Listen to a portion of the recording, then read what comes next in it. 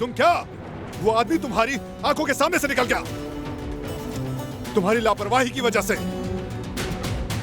अरे यार, मुझे माफ कर दे भाई, गलती हो गई, बस एक लम्हे के लिए आंख लग गई थी। आंख बंद नहीं करनी थी फरहान, नहीं करनी थी।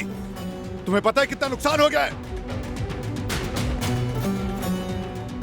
मैंने तुम्हें कहा था ना कि पलक भी मत झपकाना। बस भाई थोड़ा रिलैक्स हो जाए। नहीं हो सकता रिलैक्स। वो आदमी बिल्कुल मेरे सामने से निकल गया, उसे पकड़ने ही वाला था, फिर से बच गया। तो क्या आपने उसे पहचान लिया? पहचान लिया, बिल्कुल साफ देखा मैंने। जवाहिर शिहान ली।